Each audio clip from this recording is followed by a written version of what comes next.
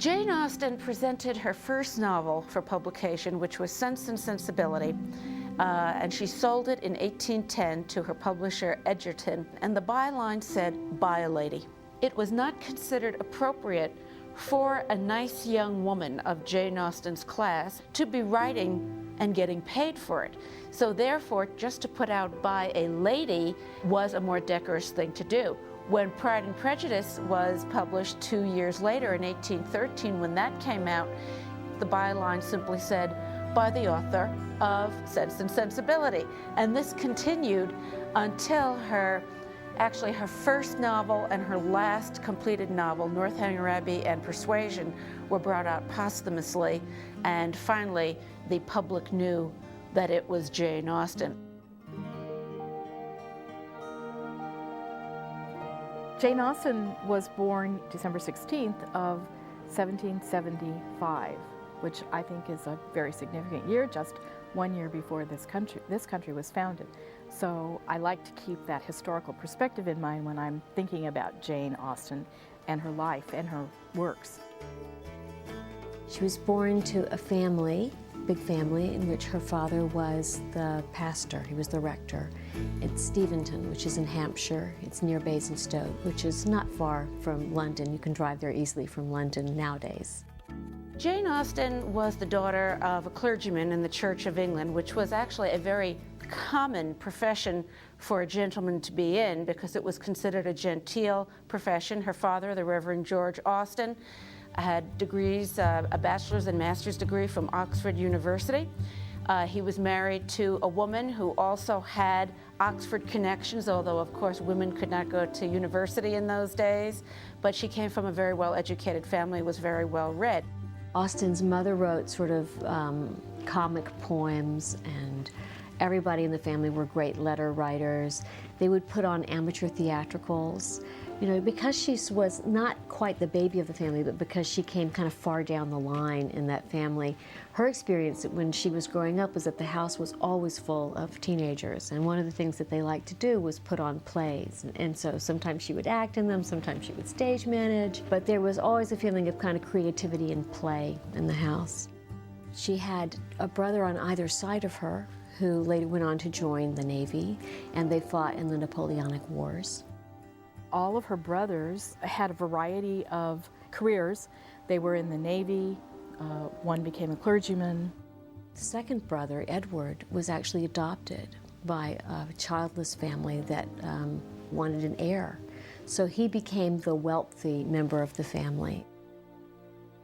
She did have an older sister named Cassandra, just 2 years older, so they were sort of the gang of two.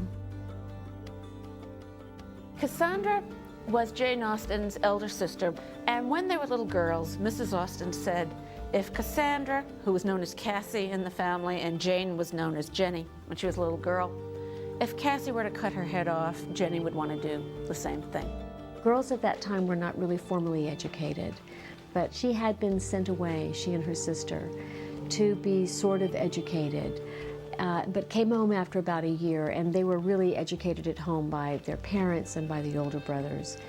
And they were really autodidacts. She and her sister, they just read everything. Her father had a fairly large library for a man of his income level, which wasn't high. And she always wrote, and she wrote to amuse her family, particularly her sister, I think. Because you can see in her letters that she's trying to amuse her sister. So she writes these funny letters to her sister, she writes these sort of lightly comic pieces.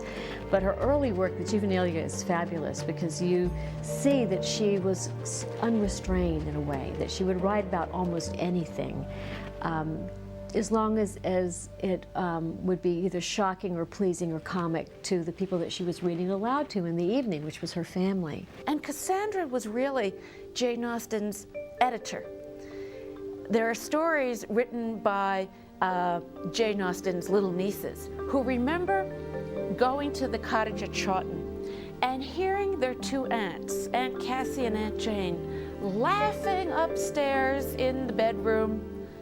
And what we think was going on was that Aunt Jane was reading chapters of her novels, and Cassandra was saying, oh, that's great, or maybe you should change that there. When she was 19, her father gave her a writing desk. And I think it was maybe a way of him saying, let's get serious, because she had been writing all of her life. Jane Austen started to write when she was 12, and her father recognized that his little girl had great talent. She had completed by 1797 the first version of Pride and Prejudice, and its original title was called First Impressions. Her father, in 1797, he sends it off to a very popular and very prominent publisher named Cadell, and Cadell sent it back by return of post. He didn't want it.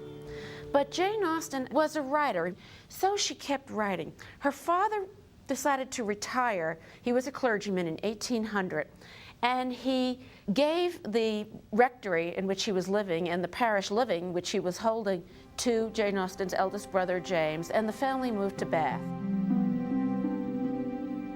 And by the family, now it's by this time, Mrs. Austen and Jane and her sister, Cassandra. And in the period from 1800 to 1809, she didn't write much. In 1805, Mr. Austen, who had been ailing, suddenly passes away. And Jane Austen and her mother and sister now have to rely on the kindness of brothers. Well, in most cases, the oldest son inherited whatever money the family had, especially when the money was in the form of land. But Jane Austen's father had no land and probably not that much money, although he would have had a comfortable living as a clergyman. Women of her class could not go out and earn money. When Jane Austen's father died when she was about 30, they were a little bit homeless for about 4 years. Another family member sort of moved in with them, and they moved from one town to another town to another town. And finally, that brother, Edward, who had by that time had inherited the fortune of the Knight family and actually had changed his name, Edward Knight, he found a place for them near Steventon, again, called Chawton. And I always find this very interesting. Edward Austen, her brother Edward Austen, 2 weeks to the date after his wife dies unexpectedly in childbirth, he offers the bailiff's cottage at Chawton in the native borough of Hampshire, a few miles from Steventon, where she was born and raised and rolled down the hills as a little girl and learned to read, 2 miles from her brother James, who's now in the rectory. Chawton House is a little carriage house that was attached to the big main house her brother owned. She and her mother and sister lived in that house, and she did much of her writing there.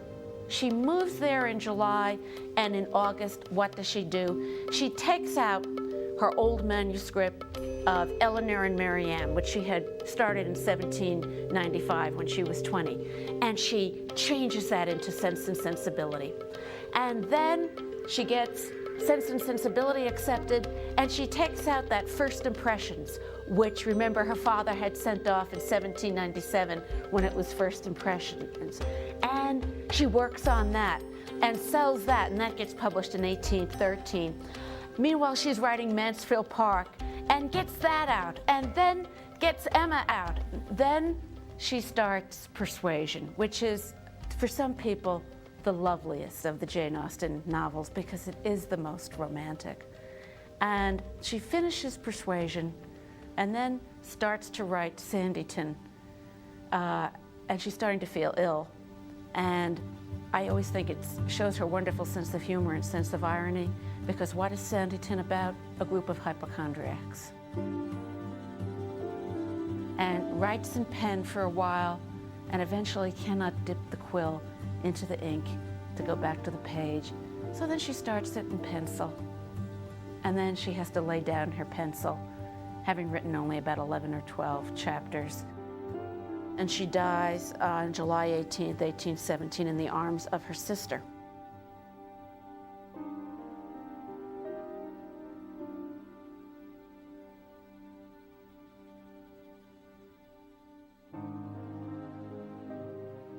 Jane Austen is considered a writer of novels that are known as courtship novels.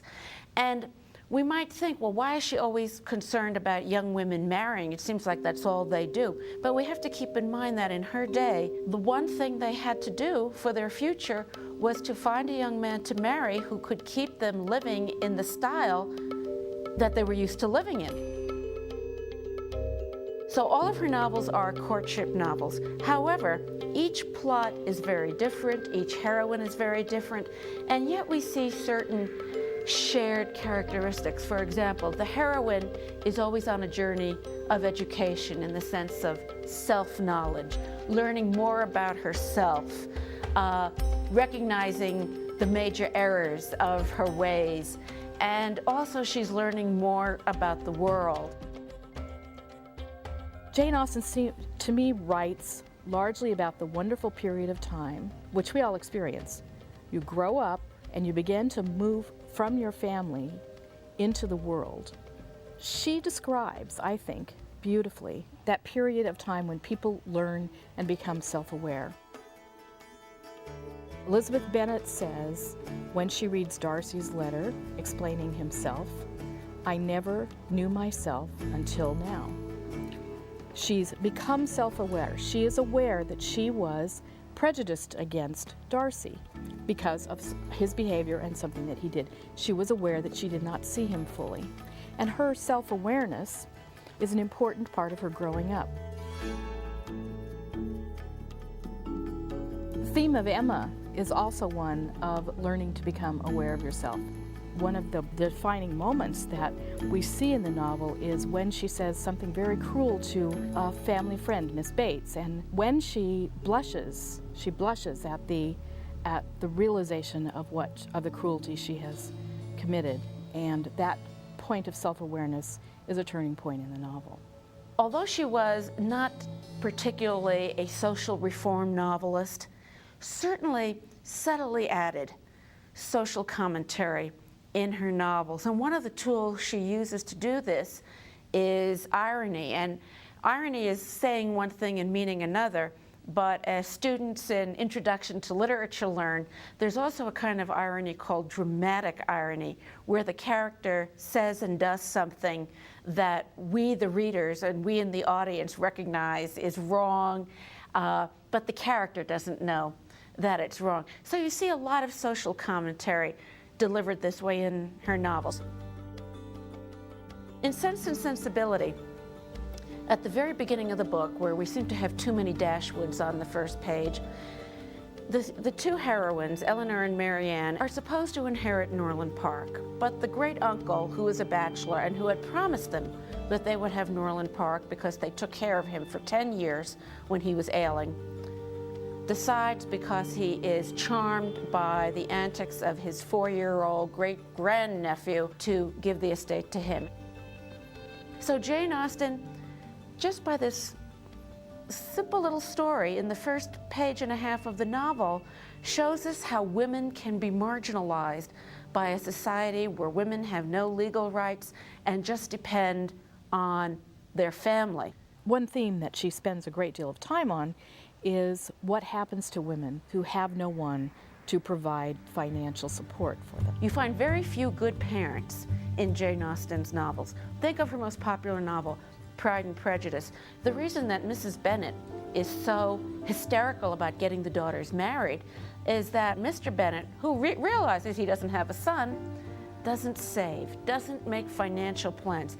And the Bennet ladies, the wife and the 5 daughters, could literally be thrown out. I think she was making fun of many things. She was making fun, however, mostly of human nature. And so that, I think, is one of the reasons why we find her very accessible today. That combination of social comment and humor is one of the things that makes Jane Austen very appealing. I think we are in the 21st century in a period in which irony is a very popular form of expression. We are able to make fun of the established order through irony, and that's exactly what Jane Austen did in her time. People frequently wonder how Jane Austen, who was so famous for writing about the relationships between young men and women, could have done this, and she was never married. There were actually 3 men in her life, but nothing ever came of any of these 3 situations. The first young man is Thomas Lefroy, is said to be her romantic muse. My own research shows just reading Jane Austen's first two letters, the only events that we know about Jane Austen and Tom Lefroy, other than that they danced together at 3 or 4 Christmas dances when he came to visit his aunt, was that one morning when Jane Austen and her mother walked over to his aunt's house where he was staying, he ran out the back door and then came to visit the Austens 3 days later in the company of his cousin George, who's about 14. That does not look like hot romance to me. Then we have the incident of Harris Bigwither. Harris Bigwither was a young man who was a second son. Unfortunately, his elder brother, Lovelace, died when he was about 15 at school, so Harris became the heir of his father, who was so rich he makes the rich Mr. Darcy in Pride and Prejudice look poor. He had 3 big estates the size of Pemberley. And out of the blue, Harris one night meets Jane Austen on the staircase, and of course he's known her since he's a little boy, and he is 4 or 5 years younger than she, and he asks her to marry him. She accepted that proposal that night, and in the next morning she woke up and turned him down.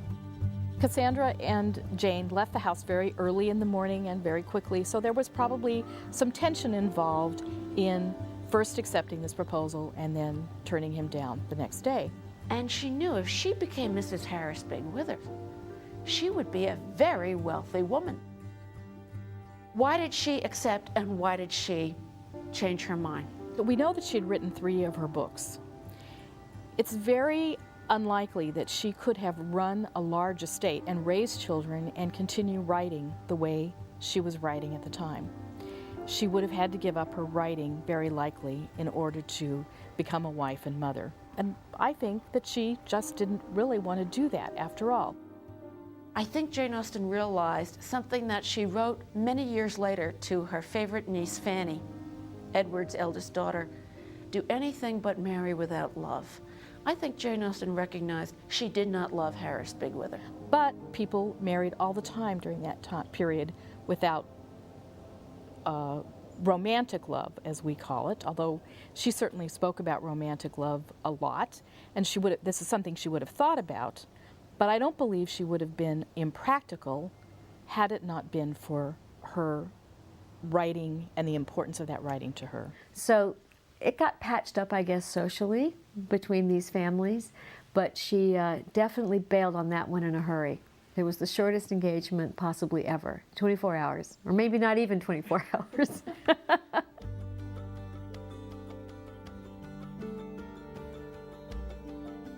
She was starting to be known, but she got sick. You know, she was sort of in mid-stride. She was still writing, and she developed whatever illness. Some people think it was Addison's disease, the same thing that John F. Kennedy had. In the last couple of months of Jane Austen's life, she was feeling so ill that her sister Cassandra decided to take her to Winchester, which is about 20 miles away, 15 miles away from the Chawton cottage. And they were escorted by the brothers to see better medical help. And when the doctor came, he realized he couldn't do anything for Jane Austen except make her comfortable. But she left a little work unfinished, and she should have gotten another 20 years. Because her father was a clergyman in Hampshire, and she now had 2 brothers who were clergymen, she was entitled to be buried in Winchester Cathedral, and she is buried in the floor of the north nave. And in the, I think it's a 21-line or 20-line elegy that's written for her, you read about what a great Christian she is and what a wonderful woman, and you read nothing about her being a novelist at all.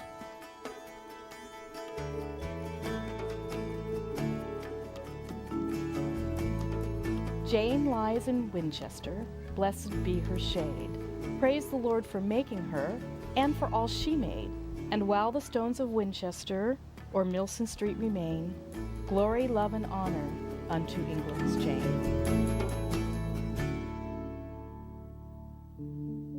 Jane Austen has really become a small industry because Jane Austen gives people who are not scholars a feeling not only of joy, but I'm reading Jane Austen, of class, because she is so excellent at everything she does. excellent as a writer, has an excellent moral perspective. It's just a high level of excellence when you're with Jane Austen. So you feel classy when you're reading Jane Austen. And why not capitalize on this? Hence the Jane Austen teacups, the Jane Austen mouse pads, the Jane Austen action figure. I do think that the reason we like Jane Austen is because she writes characters that are so real to us, because she manages to make their psychology real through very, very clear description of human behavior. She wasn't a political writer so much. She was just so astute about human psychology. And I just love to read her observations about people. So there's a way that we can return to these books over time, and they mean more over time. I never saw myself as becoming an Austen expert. I certainly am not an Austen expert, but what I am is a very grateful Austen reader. And I just come back to the books again and again. So Jane Austen has been a wonderful world for me. I owe so much happiness in so many ways to Jane Austen.